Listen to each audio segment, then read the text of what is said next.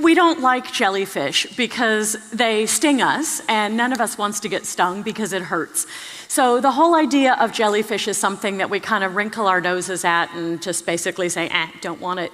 But there's a lot more going on with jellyfish these days than just simply having a few stings when we go to the beach. You know, we see headlines in the newspaper like 100,000 farmed salmon being killed by a giant swarm of jellyfish that's 10 kilometers in diameter and 35 feet deep. And we see headlines in the paper of a young child that's stung very badly by jellyfish and hospitalized in Southern Ireland. And we see lethal jellyfish on Dublin beaches. And, you know, we're starting to go, hang on, what the heck is going on out there? So there's a lot of myths and truths going on with this as well. So, you know, there's the implication that jellyfish are new to Ireland, and that's simply not true at all. We've had jellyfish here for a long time. But there's also the implication that the lion's mane, which was blamed for the girl being stung and for being on Dublin beaches, and that the lion's mane is lethal, which simply isn't true at all except in a Sherlock Holmes story, where it was used as a murder weapon, by the way. So, you know, it gets a bad rap. You know, but then there's also the question of, are lethal jellyfish present in Ireland? And actually, surprisingly, the answer to that is yes, and I'll get back to that in just a moment. And then there's also another question that's surrounded in this stuff, and that's, are jellyfish on the rise? And it turns out that it depends on where you're talking about and what sort of circumstances. So I'll get into that as well shortly. So this is the lion's mane, the beautiful, beautiful lion's mane. Well, I think so, you know. But like I said, you know, it's not actually a lethal animal except in Sherlock Holmes' mind. This is the Portuguese man-of-war. Sometimes lethal, but not usually lethal, and apparently not even involved in the girl's case where she was so badly stung, although the Portuguese man-of-war was also blamed for the sting. This, however, is sometimes lethal and was not blamed for the sting, but was probably what was going on. So this is a thing called an irukandji, and I have an irukandji with me. So this in the picture is actually, see, notice, but I've got better fingernails now, but this is the same animal in that vial right there. Here, let me see if I can, just so you'll know. Okay, see, that's the same animal, okay, honest to God. So this is a little tiny, tiny type of a box jellyfish. There's about 16 species of irukandjis and counting. I've named and classified 14 of the 16. Yay. And thank you, thank you. Thank you. They're usually little, and they all share a really weird feature in common, which is that they cause what we call irukandji syndrome, and it's extremely distressing. I'm going to go out on a limb and think that maybe some of you haven't heard about it, so I'm going to go ahead and describe it briefly. It's unbelievable. So you get stung by this little thing, you don't feel it, maybe you feel a little bit of tingly, that's about it. Well, about 20 minutes after the sting, maybe a little bit more, maybe a little bit less, but you know, after a delay, you start getting severe lower back pain. And people describe it as feeling like an electric drill is drilling into their back. And then within a couple minutes of the back pain starting, you start getting severe nausea and vomiting. And I'm not talking a little bit of queasy, like when, you know, you have like too much grease for breakfast or something. I'm talking serious nausea and vomiting, like vomiting every minute to 2 minutes for up to about 12 hours. So it's pretty horrible. And now that's just the sort of warming up to the syndrome itself. Yeah. So you've got the lower back pain going full bore, you've got the nausea and vomiting going full bore. Within another couple of minutes, you start getting the full syndrome. Difficulty breathing, laid out flat with full body cramps and spasms, rigid abdomen, headache, coughing, wheezing, you know, creepy skin feeling. People talk about spiders crawling on the skin or worms burrowing in the skin. You know, all these things going on. My favorite symptom from this little guy is a feeling of impending doom. how good is that? You're thinking, hang on, that little guy, a feeling of impending doom. You've got to be kidding. Really serious. It turns out it's not just because you're afraid you're going to die. You're afraid you're not going to die because you're so sick. Afraid it's true. So this little guy is one wicked little guy. Some of the other species of irukandjis actually cause a severe hypertension or high blood pressure. And it can be, well, it's been recorded as high as 280 over 180, which any of you familiar with blood pressure would go, oh my God, you could have a brain hemorrhage, you could have heart failure. Yes, and people do. People do. Not everybody, but some people do. So it's very serious. So I actually think that what got the girl recently down south was an irukandji. So that brings up all kinds of questions of what the heck is going on out there. So let's look a little bit more at what's going on with the oceans and jellyfish. Irukandjis are most well known in Australia because that's where they were first discovered and that's where they're the best studied. But we get them as far north as Ireland and as far south as Melbourne in Australia. So they're really throughout the usable oceans and seas of the world. So our oceans are changing and we're starting to see some really weird stuff going on with jellyfish and other creatures in the water as well. So let's think for a minute about what we want from the oceans and what we need from the oceans. Obviously, good fresh seafood and plenty of it. And we want to be able to go fishing and catch really great fish that we can have really great photos from, or with, I should say. We want to be able to go scuba diving on beautiful reefs where we see lots of fish and corals and all these beautiful things. We want to be able to go surfing and enjoy, adventurous sports in the water. We want to be able to walk on beautiful, pristine beaches with the one that we love. We want to be able to have enjoyable experiences for our children to be able to explore and learn and wonder and see these amazing things. We want happy animals in the southern hemisphere and the northern hemisphere as well. And we want happy phytoplankton because we get half of our oxygen from the ocean. And I don't know about you guys, but I'm pretty attached to every second breath I take. So definitely want plenty of oxygen. But there's something going on. It's not quite this straightforward in many, many places. In fact, it's not like that at all in many places. There's all these stressors that are happening in the ocean. They can be loosely grouped into several categories. We've got overfishing, we've got pollution, we've got climate change, we've got introduced species, all these things, and then variations of those, ocean acidification, eutrophication, all these fancy words that, what they basically mean is that all of the stuff that we're doing as humans are having an effect in the ocean, and it's changing the balance of the things that live there. So fish are getting smaller and less numerous over time. And just this picture right here, I think, sums up so much. The picture itself is iconic with these 3 different time frames there. But it really gives a feeling for the changes in these fish over time.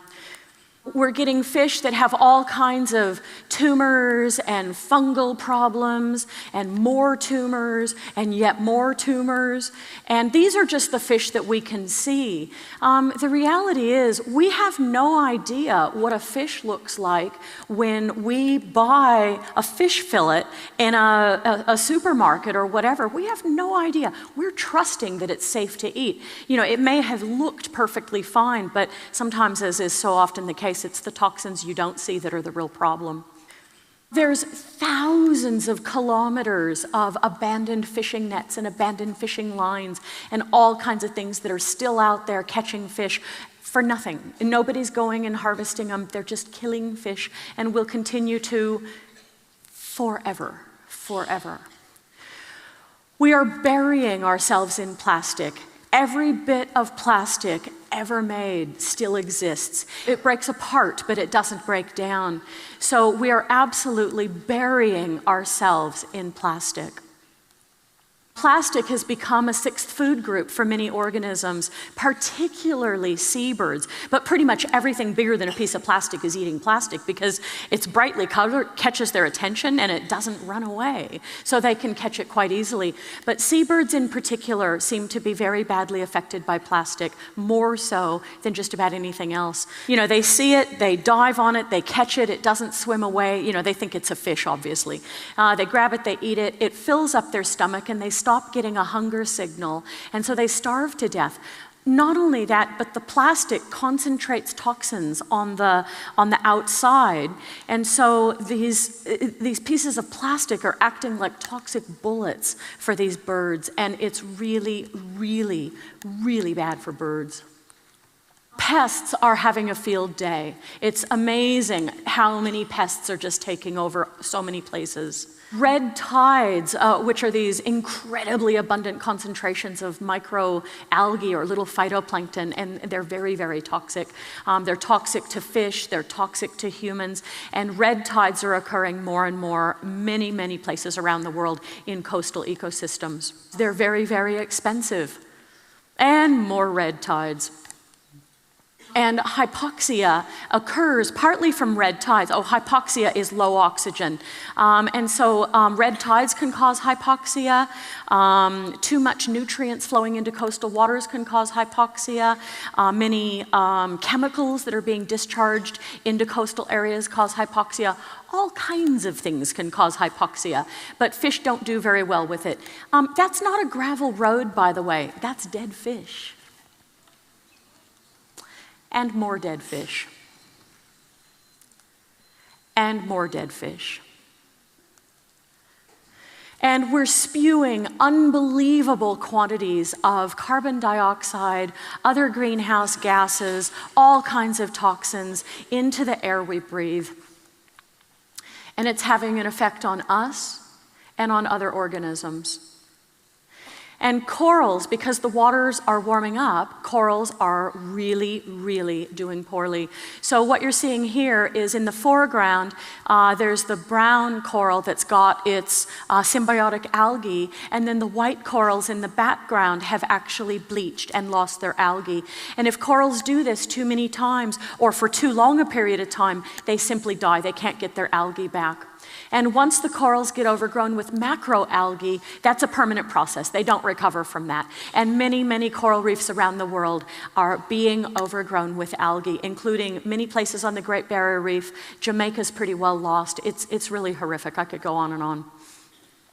Organisms are having a hard time finding food, either because there's less food available or because, in the case of polar bears, they need to get out on ice floes to go catch their food, and there's fewer ice floes. And so, you know, they're having a hard time struggling, trying to find food, and they're actually becoming cannibalistic and eating their young. And you can imagine that when a species begins eating its young, that's a very self-limiting process for the survival of the species. As carbon dioxide in the atmosphere is being absorbed by the oceans, that's turning the seawater to be more acidic. It's actually becoming corrosive. And so creatures with skeletons and shells are simply disintegrating away, like osteoporosis disintegrates our bones. Similar process, actually. And so creatures like the sea butterflies, you know, they're cute little things. Pretty much everything bigger than a sea butterfly eats sea butterflies. They're cute in and of themselves, but, you know, but they are disappearing. And that's a huge food source for so many things. And corals are disappearing as well. But not all animals are disappearing. Some things are doing really, really well. Jellyfish, for example. So this is one of my favorite species, Catastylus. The very first slide that I showed was a stunning photo of Catastylus. This, however, when they occur in these sort of numbers, this is not stunning. Well, it's awesome in the, like, oh my God kind of way, but there's nothing beautiful about it. It's incredibly damaging to have this happening in the ecosystem because they eat everything in the ecosystem. And when I say jellyfish are doing really well, I mean jellyfish are doing really, really well. And they're clogging up fishing nets. This is in the Sea of Japan with these giant jellyfish that we've been hearing so much about the last couple of years. And many places, the jellyfish are actually out-competing the fish. And so places that had previously healthy fisheries now have just lots and lots of fish coming up in their fishing nets. Power plants are being shut down by jellyfish getting clogged in the intakes. And it's becoming very hard to find a safe place to swim, or even if you're a bird, to find a safe place to land. And we're finding lots and lots of these jellyfish problems being reported in mainstream media all over the world. So what the heck is going on? Something is going on. Well, several things are going on. One is, we normally think of the food chain in very linear terms. So big things eat little things, fast things eat slow things, smart things eat stupid things, right? So jellyfish take this and turn it on its head. The traditional food chain simply doesn't work when there's jellyfish around, because you get jellyfish, which are much slower than fish, but they're eating the fish. Jellyfish, which have no brain, but they're eating the fish that have a brain.